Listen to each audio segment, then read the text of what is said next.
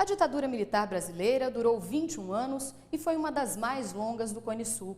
O governo reconhece a morte ou desaparecimento de 475 pessoas e criou uma comissão para investigar esses casos. O Caminhos da Reportagem ouviu familiares e militantes que foram perseguidos, além de militares que atuaram no movimento de repressão. Vamos contar casos pouco conhecidos desse duro período da história brasileira. Foram 21 anos que marcaram o país. Durante todo esse período, muitos jovens saíram às ruas para protestar contra o regime militar. Vários deles morreram nessa luta.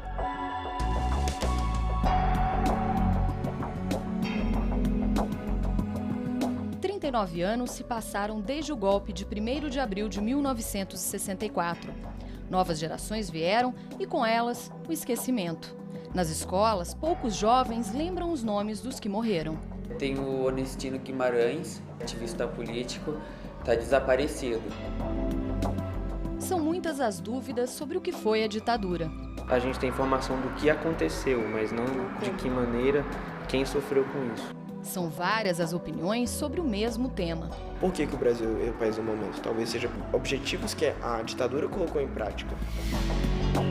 Ela pode ter utilizado meios muito agressivos para isso, mas as consequências dela são relevantes para o atual sistema que o Brasil adota. Se você for parar para pensar só nas mortes, não foi tanta gente assim. Foi um bem que atingiu mais gente do que positivamente, do que atingiu negativamente. Não é aceitável de forma alguma um governo que utilize esses métodos para atingir qualquer desenvolvimento. Não é aceitável, de jeito nenhum. Pode ter havido algum desenvolvimento, talvez na política, ou um sentimento nacionalista, ou um desenvolvimento econômico, mas não justifica as agressões e tudo mais.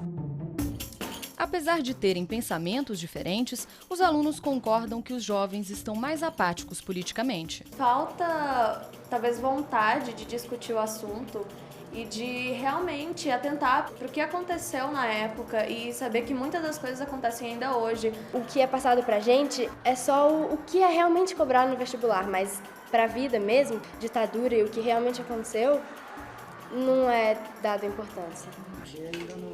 Glauco Silva, professor de Sociologia de uma das escolas públicas de Brasília, reconhece que, com a distância do passado, os jovens não conhecem a parte da história brasileira que é tida pelos militares como a Revolução de 1964. Sem dúvida nenhuma há espanto, né? Porque a pessoa não sabe aquilo, né? Que se queimava livro, que se prendia pessoas por carregar livros de história no braço, que se prendia pessoas porque tinha uma relação de amizade com alguém, mesmo não sendo militante político. É uma memória, é uma história incômoda, desconfortável, né? Não é agradável para ninguém conhecer esse período da história, sobretudo esses aspectos que não são aspectos, digamos assim, heróicos.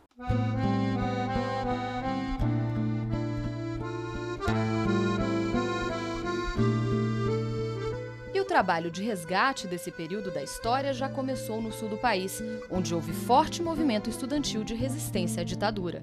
Na tentativa de quebrar a apatia política dos jovens e fazer com que eles entendam melhor o que foi o período da ditadura militar, o governo do estado do Rio Grande do Sul começou a distribuir em colégios públicos o livro Não Cala o Grito.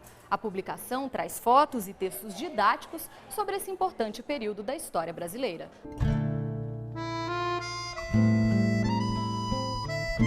A ideia do livro é buscar que se pense essas questões da ditadura dentro da sala de aula, né? Buscar fazer com que os professores trabalhem essas questões e que a partir daí se faça uma reflexão sobre o assunto com os alunos e cada vez se conscientize mais sobre esse passado recente da nossa história, né?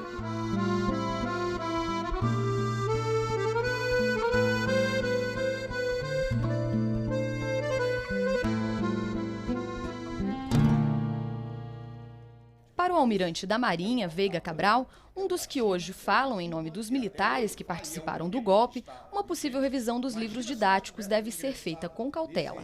Mesmo que digam que querem mudar os ensinamentos, inclusive nas escolas militares e civis, essa coisa tem que ser feita com muito cuidado, não é assim que se faz. Temos que ouvir tudo para fazer uma história, por isso é importante a presença de um historiador na comissão. E não só um não, vários. O aprofundamento da discussão sobre a ditadura nas escolas vai permitir que mais histórias também sejam contadas. É o caso do único movimento de resistência no campo ocorrido do país. A guerrilha do Araguaia foi idealizada por membros do Partido Comunista do Brasil, o PCdoB, uma dissidência do Partido Comunista Brasileiro. Eles acreditavam que o movimento armado poderia derrubar o governo militar e instaurar o comunismo. 88 guerrilheiros foram para a região amazônica no fim da década de 60. Fixaram-se nas margens do rio Araguaia, próximo às cidades de São Geraldo do Araguaia e Marabá, no Pará, e Xambioá, no estado de Tocantins. Eles se distribuíram em 3 destacamentos, A, B e C. A história das mulheres que fizeram parte da guerrilha, jovens que tinham em média 25 anos e que resistiram até o fim do confronto, foi objeto de pesquisa do jornalista Hugo Studart. As mulheres sempre as mais corajosas, as mais fortes, as mais valentes. É claro que tiveram muitos homens valentes e corajosos também, mas também todas as histórias, por exemplo, de vacilação, de se entregar, de ajudar os militares, delatar companheiros, são de homens, nenhum de mulher. Uma dessas militantes que se arriscaram na selva amazônica foi Maria Lúcia Petit. Nascida no interior de São Paulo, na cidade de Bauru, ela vivia com outros 4 irmãos. Os irmãos mais velhos, Jaime e Lúcio, que faziam parte do Partido Comunista do Brasil, PCdoB, inspiraram Maria Lúcia, que ainda no ensino médio inicia a militância política. Do Lúcio vinha, ele já fazendo faculdade, ele já tinha uma certa militância política, ele discutia temas políticos com ela e o Jaime também. Então ela se destacava também na classe por esse senso crítico que ela tinha e o conhecimento que ela tinha do que se passava pelo país. Em 1970, os 3 irmãos, Lúcio, Jaime e Maria Lúcia, seguem para a região do Araguaia. Maria Lúcia tinha 20 anos e se encarregou de alfabetizar os ribeirinhos da região.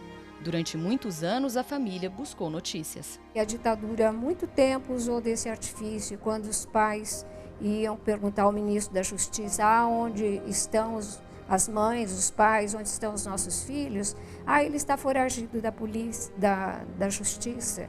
E dessa forma explicavam o desaparecimento da pessoa, né? Segundo depoimentos de moradores da região do Araguaia, Maria Lúcia teria sido morta pelo Exército em junho de 1972, mas só em 1996, 24 anos depois, a família conseguiu enterrá-la. Ela foi a única mulher militante da guerrilha a ter o corpo reconhecido, o que pôde ser feito graças a um exame de DNA. Eu lembro que no translado dela para Bauru, que a Helenalda também foi, né? Eu tinha a sensação assim de que ela estava voltando para casa. Minha mãe vai acolher, mas era o corpo dela, né? É um pesadelo porque toda manhã a gente reconstrói a trajetória da vida deles, a nossa trajetória, e a gente fica se perguntando, né? Como muitos dizem, que país é este, que memória é esta, que justiça é esta, né? O drama da família Petit é compartilhado pela família de outra guerrilheira que também morreu no Araguaia, Helenira Rezende. A Preta, ou Fátima, como também era conhecida, é lembrada sempre com carinho pela irmã. Então, na memória vem as brincadeiras e, em segundo lugar, quando ela ou subia no caixote, nas assembleias, tinham caixotes, levavam um caixote na rua, subia e falava. Já na clandestinidade, depois de ter sido presa algumas vezes, Helenira parte para o Araguaia e fica conhecida na região pela força física e beleza. Morreu em 1972. Os companheiros dela dizem que, ao ser atacada por 2 soldados, Helenira feriu um deles e matou o outro, mas levou vários tiros nas pernas. Foi torturada até a morte. Num congresso do CBA, estávamos eu e Heleneide, quando o Genuíno e a Ryoko nos encontraram, e o Genuíno sabia da morte dela, porque enquanto ele estava preso, os policiais mostravam fotos, falavam da morte dos companheiros dele. E segundo o Genuíno, ela foi morta porque ela não quis dizer onde estavam os companheiros e eles viram que ela seria firme e que não iria dizer mesmo, e que dela eles não iriam conseguir nada. Depois de sua morte, o destacamento ganhou seu nome como homenagem. Essa sensação da falta de um corpo, de ter aquela presença da pessoa já morta, né? Você às vezes fica com a sensação de que aquela pessoa não morreu, né? De vez em quando você tem essa sensação. Outras 2 guerrilheiras do Araguaia também têm histórias pouco conhecidas. Luísa, a Tuca, é uma delas. Enfermeira, fez muitos partos na região. O irmão Saulo lembra do último encontro com ela, antes da partida para a região amazônica. Ela falou assim, bom, eu vou no trabalho do partido lá no norte do país, mas você fala para a família que é aquelas coisas que eu já fui. Lembra que eu fui lá? Ah, sei, então você fala para a família que é isso. Entendeu? Mas só que eu não vou poder ter contato, não vou poder mandar carta, nada, esse negócio todo. Até hoje ainda não se sabe como Luísa morreu. Nós queimamos todos os corpos. Pronto, é o relatório final do Exército. Assumimos a responsabilidade pela morte de todos. Agora, eles não dizem isso, não dizem onde estão os corpos e vão esperar os 50 anos passarem, depois todos os militares que participaram já morreram, todos os torturadores já morreram, todo mundo acabou. Companheira de combate, Dina Elza também teve o mesmo fim de Luísa. Conhecida como Maria Dina, a estudante de Geografia da Universidade Católica de Salvador nunca negou para a família seus ideais. A juventude tomava posição, principalmente a juventude depois do golpe de 64. Foi uma juventude que se revoltou com a perda do Estado de Direito, né? E enfrentou para enfrentamento da ditadura. Em 1971, Dina Elza parte para o Araguaia com o marido, o também militante do PCdoB, Vandique Coqueiro. A família de Dina Elza vivia com medo. Era um período que a gente nem falava o nome dela. Minha mãe dizia assim, não fale o nome de Dina Elza. Falava pra gente. Como ela dizia assim, mato tem ouvido e parede tem olho. Da região amazônica, Dina Elza e Vandique chegam a enviar algumas cartas para os pais. Em uma delas, escrita por Vandique, os dois dizem: a dor da luta é de todos e sem ela não é possível o sorriso final da vitória. E concluem: a nossa dor é a dor que todo o nosso povo sente, da necessidade da luta que virá e será vitoriosa. A própria repressão sabe disto. Depois de muito andar pelo Araguaia, a diva conseguiu algumas informações com moradores da região sobre a morte da irmã. Já foi meu pai, minha mãe, eles morreram, minha mãe fez 1 ano agora que morreu. Eles morreram sem saber como ela morreu, eu não contei. Eu sei como ela morreu, mas eu não tive coragem de contar para eles. Ela cospe na cara de Curió e ele atira nela e a arma dele falha. O Álvaro Pinheiro, né? Que atira nela e mata. É queima-roupa. Sebastião Curió é coronel da reserva, um dos poucos militares a serem denunciados pelo Ministério Público como responsável pelo sequestro e desaparecimento de guerrilheiros no Araguaia. Dina Elza não era uma liderança, mas virou um mito entre os companheiros e os moradores da região que a conheceram. Se sabe pouco porque ela não era uma chefe, ou seja, ela não tinha patente de membro do Comitê Central do Partido Comunista. Ela era uma militante de base, uma jovem guerrilheira, uma geóloga, que foi para lá com o marido, né? E para implantar, cheia de sonhos, cheia de esperanças de fazer um mundo melhor. Baiana como Dina Elza, Luzia foi a única sobrevivente dos 10 guerrilheiros que saíram da Bahia rumo ao Araguaia. A guerrilha do Araguaia e outros tantos têm exemplos lindos de idealismo, das pessoas que acreditavam que iriam construir uma sociedade mais justa. As lembranças do tempo na selva são muitas. Eu, estudante de classe média alta, não sabia fazer muita coisa, certo? Nunca vi uma arma na minha mão. E lá eu tive de conviver com essas coisas. A gente fazia mutirões para a colheita de arroz, para o plantio de milho. Luzia afirma que a dificuldade de comunicação entre os grupos que faziam parte da guerrilha foi crucial para que o movimento guerrilheiro fosse eliminado pelos militares. Era apenas comunicação a pé. Nós não tínhamos um rádio, nada que facilitasse. Nós tínhamos pontos de mês em mês. O José Genuíno mesmo era um que ia no meu destacamento. Andando, não sei quantos quilômetros, eu andava, levava sua mochilinha, sal, farinha, pedaço de carne moqueada. E comia frutas na mata.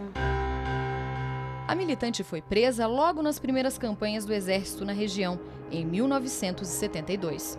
Lá, como eles diziam, ninguém sabe que vocês estão aqui. As Forças Armadas desaparecem com vocês. Quem é que vai provar que vocês estiveram aqui? Tudo que você disser é mentira. Aí eles faziam o que queriam com a gente. Nós, guerrilheiros do Araguaia, fomos torturados, foram assassinados, muitos depois de presos.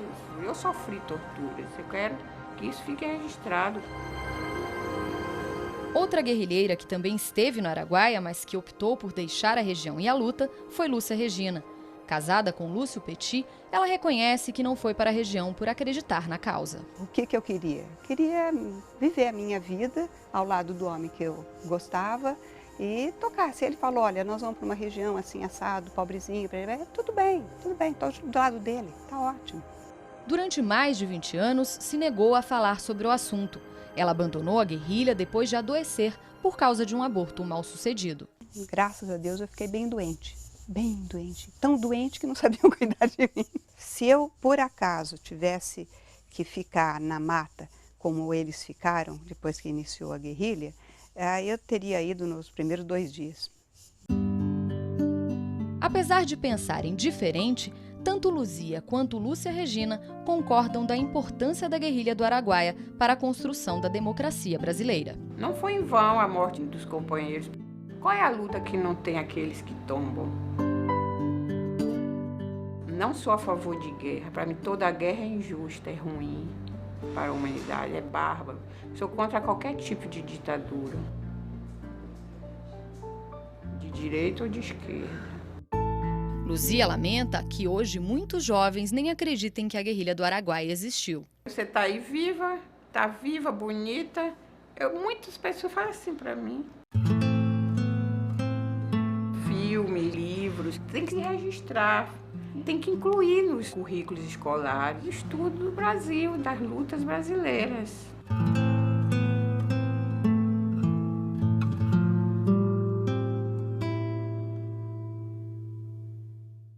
No próximo bloco, você vai saber de histórias pouco conhecidas de jovens que foram perseguidos e mortos durante a ditadura militar. E mais, quem foi o mito Carlos Marighella, na voz de quem partilhou de sua ideologia e intimidade. Voltamos já.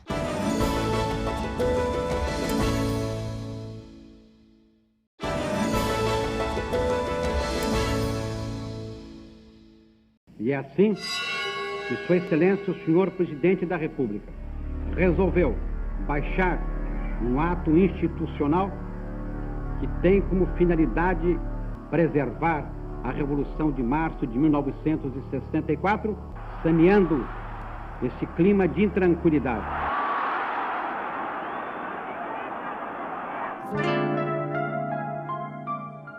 Dezembro de 1968. O ato institucional número 5 determina a perseguição aos opositores do regime militar. Todos os dias, os jornais brasileiros estampavam fotos de pessoas presas. Nas ruas, mães se uniam na busca por notícias. Só queria embalar meu filho.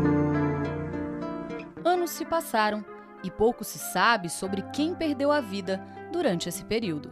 Na tentativa de entender melhor o funcionamento da ditadura militar e de obter mais informações sobre esses e outros desaparecidos políticos, o governo federal criou no ano passado a Comissão Nacional da Verdade. Com mandato de 2 anos, 7 conselheiros vão comandar as investigações de violações de direitos humanos ocorridas entre 1946 e 1988. A iniciativa federal foi seguida por vários estados, que criaram as Comissões Estaduais da Verdade.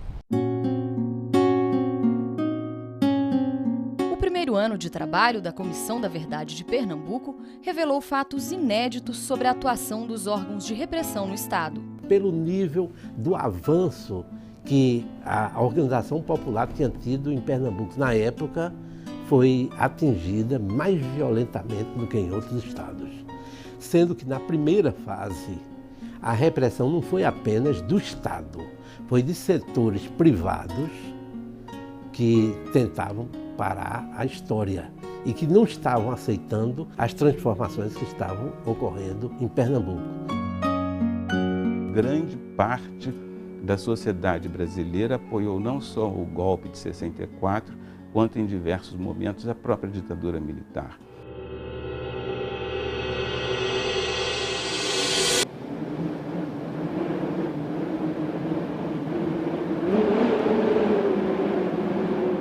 A morte de Padre Henrique, que chocou o Recife em 1969, foi um dos casos investigados pela comissão. Henrique tinha 28 anos e era amigo e braço direito de Dom Hélder Câmara, então arcebispo de Olinda e Recife. Dom Hélder era perseguido pela ditadura por ser considerado socialista. Era uma coisa muito comum ele ser ameaçado por telefone. Agora, ele tirava sempre por menos, ele achava que não era bem isso, que era uma guerra de nervos, que era só para fazer um terrorismo que não ia acontecer. Antes de morrer, Padre Henrique também confessou ao amigo Lurildo que estava sendo observado, mas não acreditava que pudesse ser morto. Estava sendo seguido para onde ele ia, para aulas que ele fosse dar, conversar com o estudante, dar alguma coisa. Estava aquela pessoa para onde ele ia, um ou dois agentes do DOPS. Padre Henrique atuava diretamente na orientação de jovens e não escondia sua visão sobre o momento político do país. Henrique se declarava socialista, programávamos pichações de ruas, de ônibus, passeatas, manifestações contra a ditadura. O sacerdote foi sequestrado ao sair de uma reunião. Seu corpo foi encontrado em um matagal na Universidade Federal de Pernambuco, em Recife. Apresentava visíveis sinais de tortura e 2 tiros na cabeça.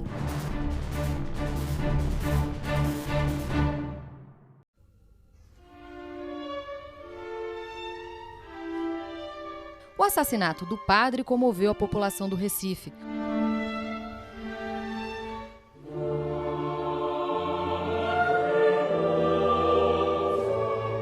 O velório, feito na maior igreja da cidade, atraiu uma multidão.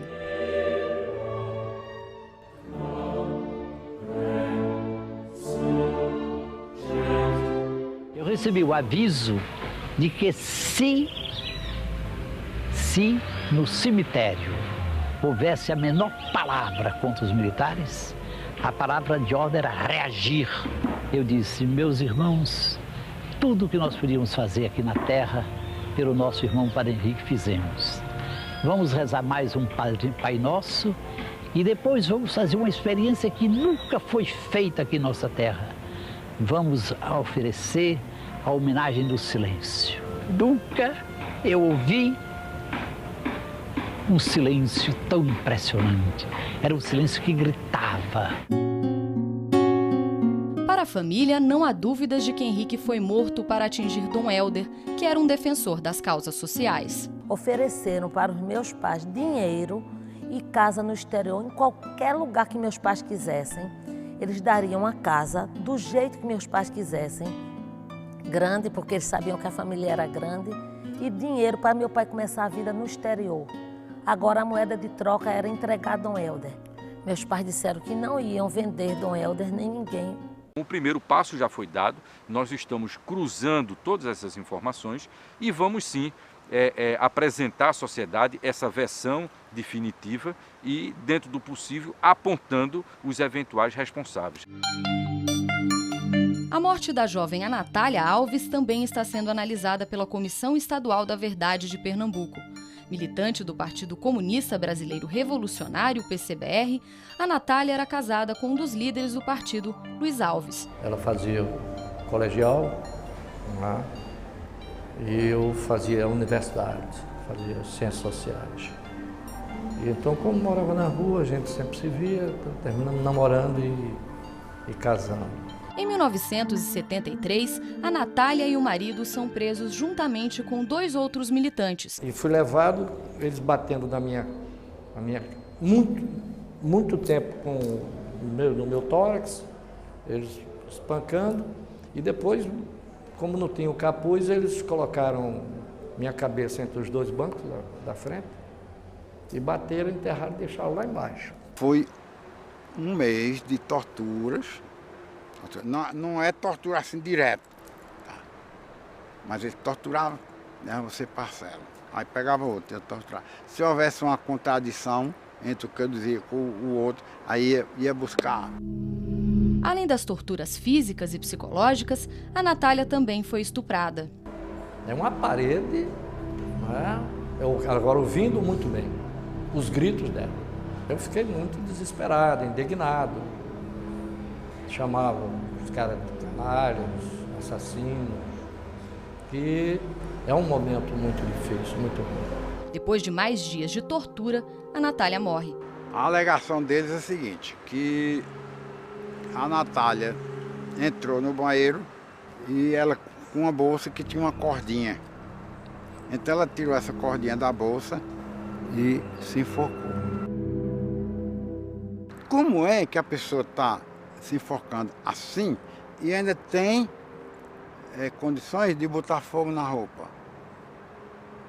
Como é que o DOPS, que não deixava fósforo nem isqueiro com ninguém, e deixaram a Anatália com fósforo? Para esclarecer definitivamente esse caso, a Comissão Estadual da Verdade de Pernambuco solicitou uma nova perícia das fotos de Anatália ao Instituto Médico Legal de Recife.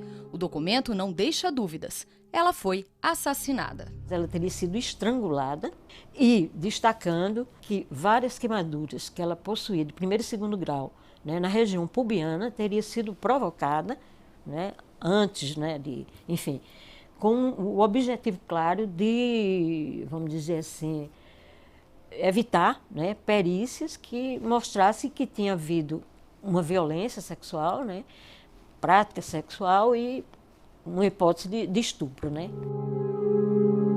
Com esse novo laudo, o atestado de óbito de Anatália poderá ser alterado. A história de Anatália lembra a de Vladimir Herzog. Ele foi encontrado morto na prisão, mas ninguém realmente sabe o que aconteceu. Muitas pessoas acham que foi homicídio, suicídio, mas não tem como saber exatamente o que aconteceu. Herzog também teria se enforcado depois de se apresentar para prestar esclarecimentos à polícia. Após muitos anos lutando para alterar o documento que dizia que Herzog havia se suicidado, a família conseguiu no começo desse ano um novo atestado de óbito. O documento agora diz que o jornalista foi morto em consequência de lesões e maus-tratos sofridos durante o interrogatório nas dependências do 2º Exército, DOI-CODE. Que essa decisão da Justiça de que o atestado de óbito reflita o que é sabido, se replique para outras famílias.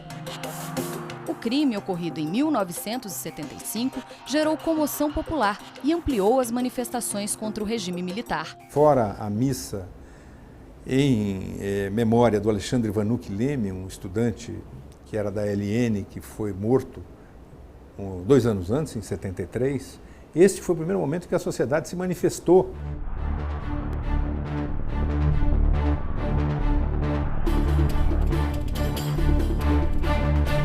A morte de Herzog marcou o endurecimento da censura à mídia.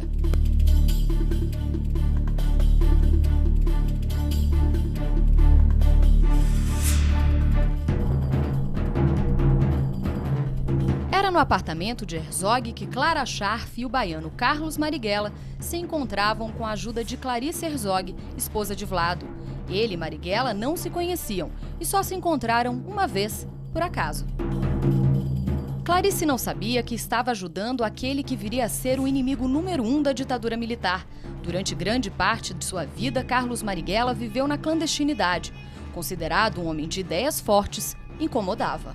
Nossos objetivos são os seguintes: derrubar a ditadura militar, formar um governo revolucionário do povo.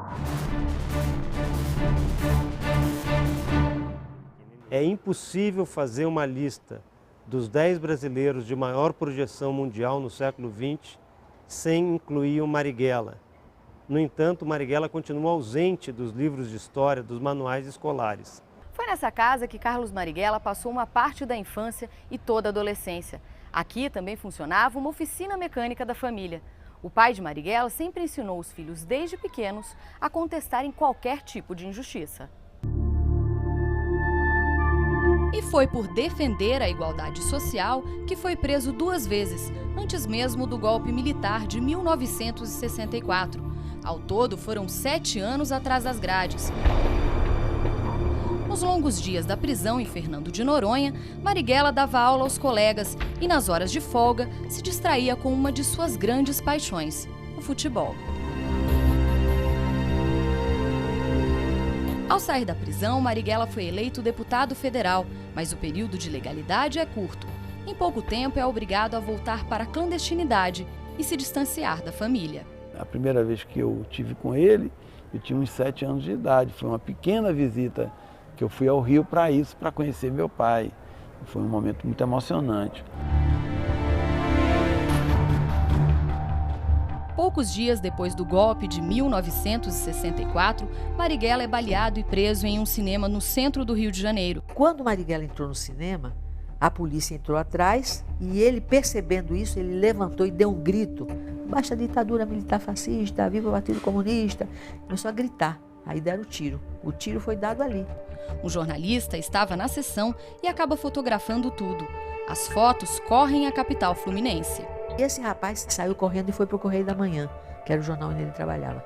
Graças a essa foto é que se soube o que tinha acontecido com Marighella. A polícia prende meu pai, né, lá em 64, e aí quando eu vejo, é estampado em todos os jornais, preso, apontado como subversivo.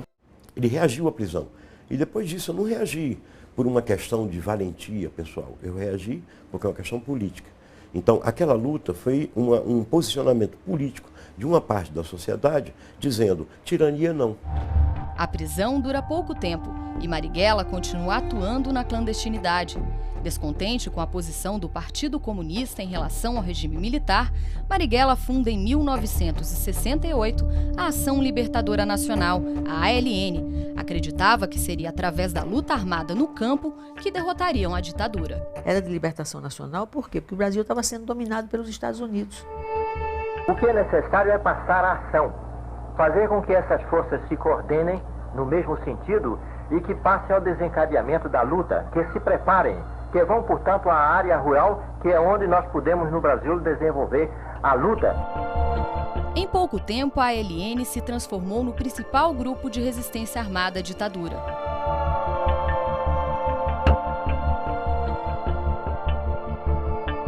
A situação foi se agravando, o cerco foi se fechando, foram caindo muitas pessoas.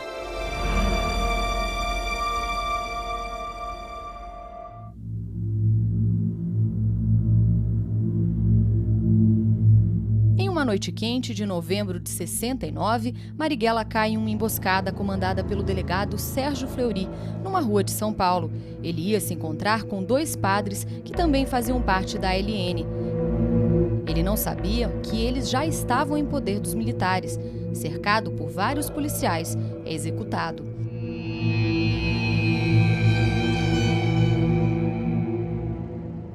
E eu estava em casa esperando, né? De noite nessa casa. Aí quando ele chegou, eu disse, cadê o Marighella? Aí ele disse, olha, Clara, infelizmente Marighella foi morto. Pô, aí você imagina, né? O filho se lembra de como recebeu a notícia. E era um jornalista que disse, olha, pai, saiu uma notícia, mais uma vez a notícia que seu pai foi assassinado. E aí quando eu cheguei lá no jornal, vi se formando no telex, naquele fax, que aquela foto do meu pai morto assim, e eu vi aquela imagem se formando, foi uma coisa muito dolorosa para mim, né? Até hoje, a família e estudiosos questionam a história contada pelos militares e ainda esperam por uma reparação oficial do Estado brasileiro. Políticos identificados com o próprio Marighella acreditaram que o Marighella tivesse armado e não estava. Ele foi assassinado por ao menos 29 policiais armados até os dentes, enquanto ele não portava nenhum canivete.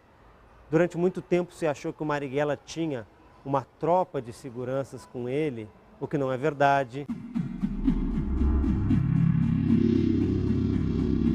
Pouco antes da morte de Marighella, outro importante membro da ALN é preso e brutalmente torturado, mas consegue sair vivo da prisão.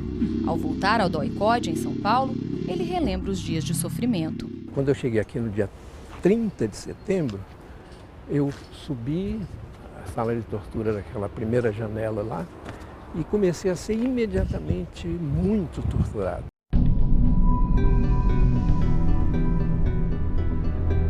Brincadeira dos torturadores e aquele alarido todo, aquele caos todo que eles criam para te desestruturar, né?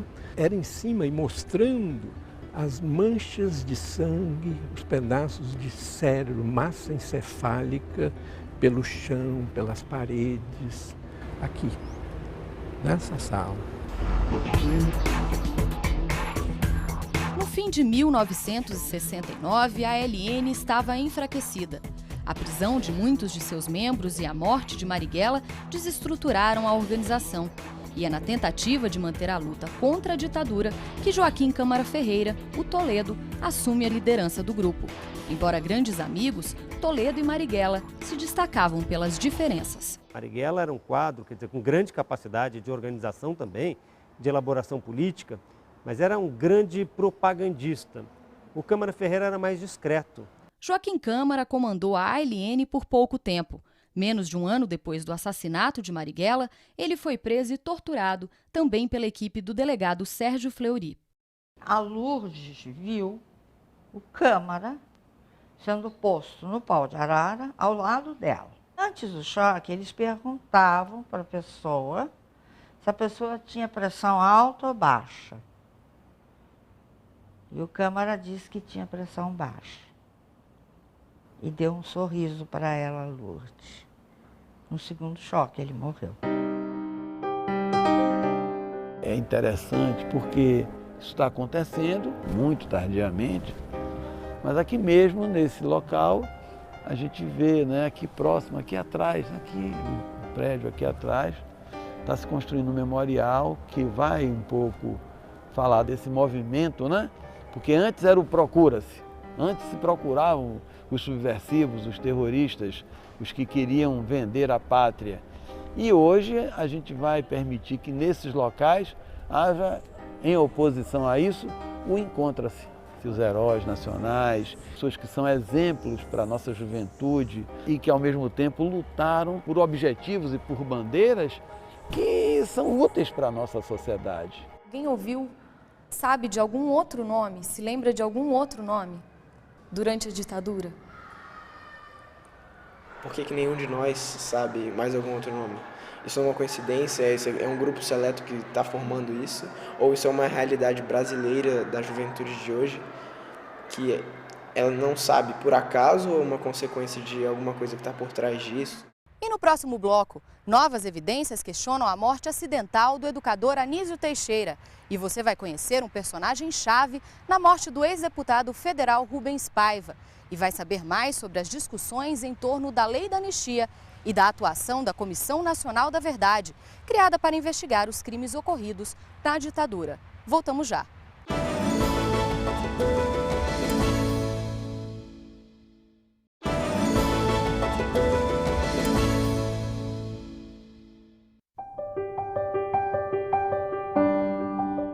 Anísio Teixeira era um homem que sempre teve pensamentos à frente de seu tempo. Foi um dos defensores da educação integral e acessível a todos. Anísio era uma pessoa muito boa, todos gostavam dele, mas não gostavam das ideias dele. E as ideias dele eram sempre muito avançadas, no sentido de você generalizar a educação para todo o povo, de você dar uma educação de qualidade para todo o povo, fazer uma universidade de pesquisa. Então, tudo isso incomoda os conservadores. Com o golpe de 1964, Anísio começou a ser visado pelo regime. Os militares tinham certeza de que o educador era comunista. E meu pai, na verdade, era polêmico nas suas atuações, ele era um renovador ou até um revolucionário, mas nunca foi militante de partido. E na cabeça de gente que é comunista como eu, sabia que ele não era comunista, que era um progressista, era um homem de elevada cultura. Com o endurecimento do regime militar, Anísio foi afastado da reitoria da Universidade de Brasília, criada por ele e Darcy Ribeiro, inaugurada em 1961, e resolve se dedicar à literatura, pleiteando uma vaga na Academia Brasileira de Letras.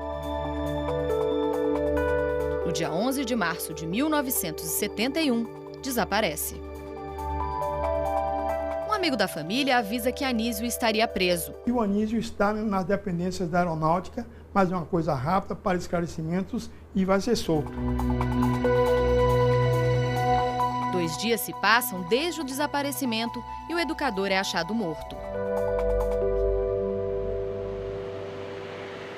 Foi nesse prédio, no bairro de Botafogo, no Rio de Janeiro, que o corpo de Anísio Teixeira foi encontrado. A família questiona até hoje a versão dada pelos militares na época de que ele teria caído no fosso do elevador ao tentar se encontrar com o escritor Aurélio Buarque de Holanda, que vivia no local. O filho afirma que as desconfianças sobre as causas da morte de Anísio só aumentaram com a autópsia feita na época. A descrição de instrumento cilíndrico, provavelmente madeira. Quando está nesse tipo de descrição, entram 3 pessoas na autópsia, se identificam como do aparelho policial, diz, não foi nada disso não, foi o corpo caiu do elevador e foi encontrado no fosso do elevador. Isso desorganiza todo o andar da autópsia e eu sei que essa autópsia até hoje nunca chegou ao conhecimento da família. Não havia sinal de que houve contato do corpo com as vigas. Ele passou certinho entre as vigas, ficou sentado aqui embaixo, com a cabeça baixa e sem sapato. O óculos ficou pendurado em uma das vigas, sem quebrar. 42 anos depois, a morte de Anísio Teixeira volta a ser investigada. O caso do educador vai ser uma das histórias analisadas pela Comissão da Verdade da Universidade de Brasília. No ano passado, a família e o biógrafo de Anísio entregaram um documento à comissão que descreve detalhadamente os últimos passos do educador. As desconfianças da família de Anísio Teixeira também intensificaram as investigações sobre a morte do ex-deputado federal Rubens Paiva. Ao assumir o mandato como deputado, Rubens Paiva participou da CPI que examinava as atividades do Instituto de Pesquisa e Estudos Sociais, Instituto Brasileiro de Ação Democrática, o IPES-IBAD. A instituição pagava escritores para que eles escrevessem artigos sobre a ameaça do socialismo. O deputado descobriu que militares e a CIA estavam atuando em conjunto contra o então presidente João Goulart. Assim que os militares assumem o poder, Rubens Paiva tem um mandato cassado e parte para o exílio. Da Iugoslávia foi para a Alemanha, Inglaterra, Paris e ficou um tempo até sentir que ele podia voltar. O nosso interesse com a conversa com Rubens e com vários outros companheiros de geração mais madura que a nossa da época, era de trocar ideias, entender o que estava ocorrendo, o ponto de vista deles, quer dizer, as informações que eles podiam trazer, as reflexões, quer dizer, então o Rubens não participava da ação direta conosco. No dia 20 de janeiro de 1971, agentes do Centro de Informações de Segurança da Aeronáutica, o CISA, prendem Rubens Paiva em sua casa no Rio de Janeiro. Os militares queriam que ele revelasse quem era Adriano, codinome do amigo Carlos Alberto Muniz. Carlos encontrava-se frequentemente com Carlos Lamarca, perseguido pela ditadura por ter abandonado o exército para se juntar aos militantes de esquerda. Eles então passaram a querer que o Rubens informasse quem era o Adriano. É isso que tudo leva a crer que aconteceu ali, o que o levou a ser submetido brutalmente à tortura em que ele foi e tal. 2 dias depois da prisão, a família de Rubens Paiva foi informada que ele teria fugido. Nunca mais tiveram notícias. As filhas lembram que não falavam sobre o que teria acontecido com o pai. Quando ele desapareceu, nunca foi dito claramente que era grave, que ele podia ter morrido, que ele não voltaria nunca mais. Novos documentos apresentados pela Comissão Nacional da Verdade desmentiram a versão oficial e confirmaram que o ex-deputado foi entregue ao Exército. Esse conta-gotas é como se fosse, embora cutuque as feridas, vai curando mais um pouco mais adiante, né? A gente espera que um dia apareçam as pessoas que fizeram isso. Descobrir mais informações sobre a morte de Rubens Paiva é também um dos objetivos da Comissão Estadual da Verdade de São Paulo, criada em fevereiro do ano passado. Ivan Seixas, que coordena a comissão, também carrega as marcas causadas pela ditadura militar. Ele foi preso junto com o pai, o militante do Movimento Revolucionário Tiradentes MRT, Joaquim Alencar de Seixas, o Roque. Os dois foram barbaramente torturados no DOI-CODE em São Paulo. O dia inteiro do dia 16 de abril de 71, a gente passa torturado juntos. De noite me tiraram e eu volto no dia seguinte para a tortura, porque eles continuaram torturando meu pai. Mas na manhã daquele dia seguinte, oficializaram a morte dele e ele estava vivo ainda, né? Ele só morre no dia seguinte à noite. O coronel Carlos Alberto Brilhante Ustra era quem comandava o DOI-CODE em São Paulo, na época da prisão de Ivan, e contestou as torturas sofridas por ele e seu pai. Nunca fui um assassino. Graças a Deus, nunca fui. O depoimento foi dado em audiência pública para a Comissão Nacional da Verdade, criada em 2012 para investigar violações de direitos humanos ocorridos também durante a ditadura militar. Ivan Seixas, que é o filho dele, depois no jornal, que eu torturei, que eu invadi a casa dele, que eu prendi, que eu bati, que eu fiz o diabo a quatro. Nesse dia. Nesse dia, meu senhor, está lá o rádio, eu estava internado no hospital militar. Ustra também negou participação em sessões de tortura, mas foi desmentido pelo ex-sargento do Exército Marival Chaves, que trabalhou com ele. Então, Major Ustra, ele tinha acesso livre para... Acesso livre, não só tinha acesso livre, como participava de tortura. Ao fim dos trabalhos, em 2014, a comissão apresentará um relatório de tudo que foi analisado. A grande missão do trabalho da Comissão Nacional da Verdade, você criar uma grande rede permanente protetiva da democracia. Para o quê? Para que nunca mais aconteça a experiência do Estado ditatorial militar em nosso país. Com um ano de atuação, a comissão recebe elogios de alguns ex-militantes e de familiares de desaparecidos, mas também duras críticas. Tudo que eles já vêm fazendo, eu acho fantástico, de uma importância incrível, né? Um trabalho vital para a nossa sociedade. Eu acho muito importante. A gente...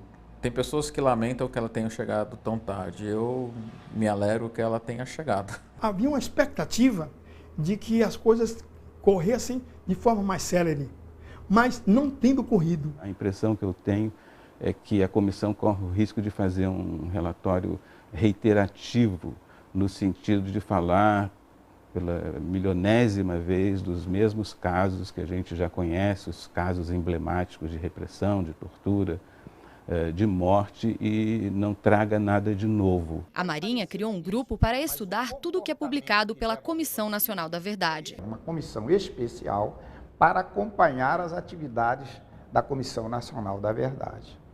Caso alguns sócios do clube fossem chamados a depor, que nós pudéssemos dar a eles assistência técnica de advogado ou até psicológica para defendê-los de um apedrejamento que a gente sabe que há. A comissão busca a verdade, mas não quer dizer que a gente seja o dono da verdade. Nós precisamos do auxílio, desse envolvimento da sociedade, da contribuição da sociedade. Não podemos nos fechar em nós mesmos. Olha, nós vamos produzir para vocês a verdade. Isso é uma loucura.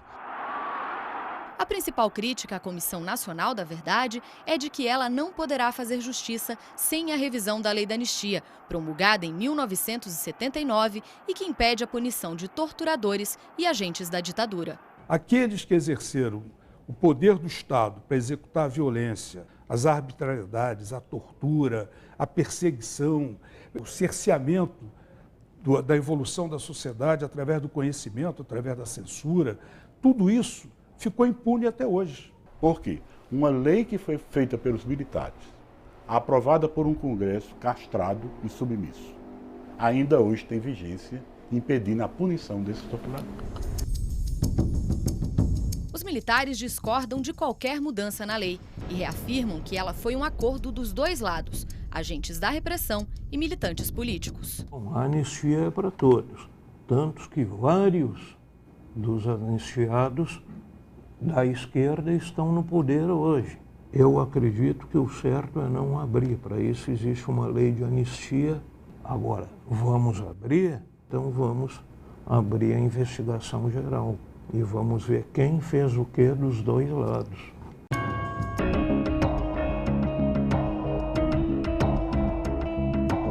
Mas para os que perderam familiares durante o período militar, mais importante do que punir é garantir que as novas gerações não se esqueçam do que foi a ditadura militar e quem foram aqueles que deram a vida pela democracia.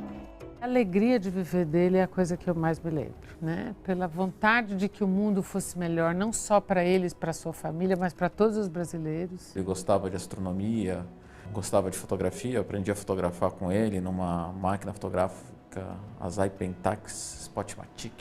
Tenho muita gratidão por ter sido tratado enquanto filho como qualquer filho feliz é tratado, né? O sonho dele era ter uma pátria livre, né? Um país independente, onde todo mundo tivesse trabalho, liberdade. Está na memória, a Natália vive ainda, né? Está aí, está nas ruas, nas praças, todo mundo.